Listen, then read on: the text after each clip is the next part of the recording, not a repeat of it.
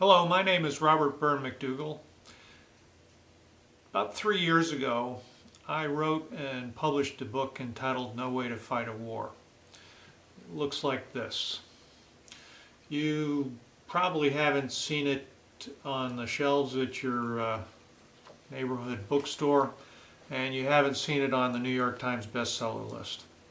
However, it's an important book, and I'm here on YouTube to discuss some of the important findings I made in the book, and hopefully we can get a little bit broader understanding of the subject material.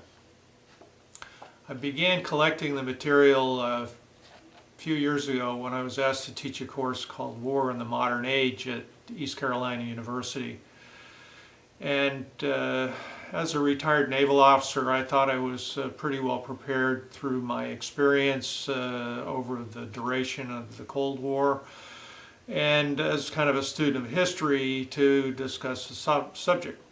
However, as I got deeper into my research, I found there were a lot of things I didn't know, and there were a lot of things that helped explain things that I'd been curious about over not just my professional career in the Navy, but also during my younger life period when I was surrounded by a lot of contemporaries of my parents who were veterans of World War II and were either active duty military or they were manning the home front, so to speak, during World War II.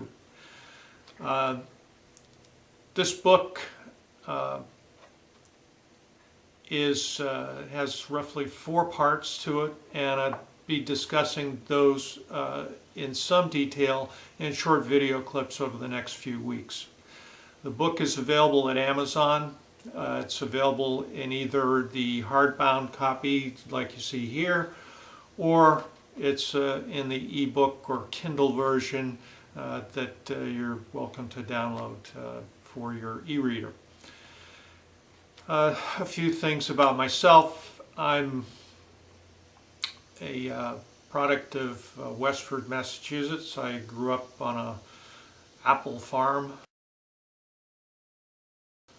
and attended public schools in Westford. Upon graduating from high school in 1970, I enlisted in the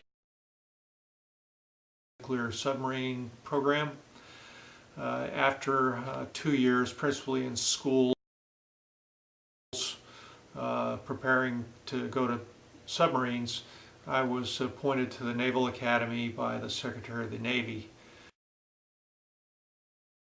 I spent 4 years at the Naval Academy. My major was in Far Eastern Studies and Mandarin Chinese, along with all the required Navy engineering, Navy science courses that all midshipmen take.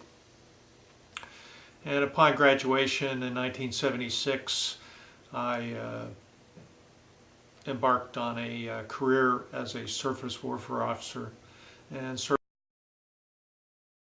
aboard several ships on both coasts, and my family and I have lived in Spain for a period of time.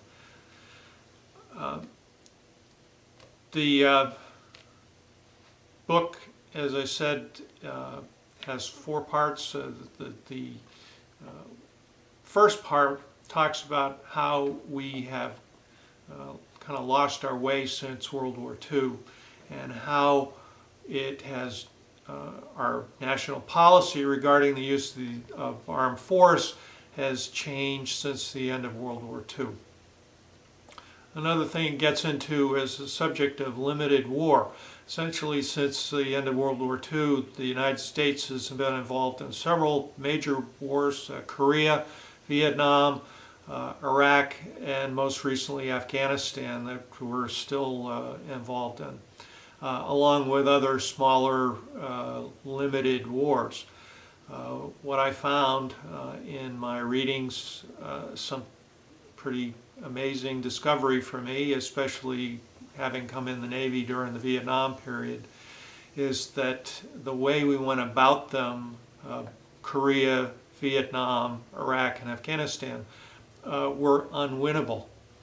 and that disturbs me a bit as a career officer and as a father of an active duty Marine.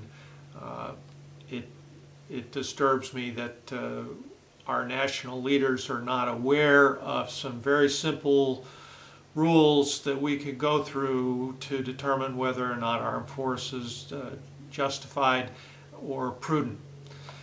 A third element is something I was interested in, is discovering the impact that the War Powers Resolution of 1973 has had on our decision-making process, as opposed to following the Constitution that gives the Congress the duty of declaring wars. We haven't declared a war since World War II, but ask any veteran of Korea, Vietnam, Iraq, or Afghanistan, and they will tell you we were at war. They were all undeclared wars, and that's a problem. And the fourth element that I get into in some detail is the fact that we have taken our eye off the ball with regard to the use of the military, and how the military is largely being relegated to a social engineering organization rather than an organization that fights and wins wars in a quick and efficient way.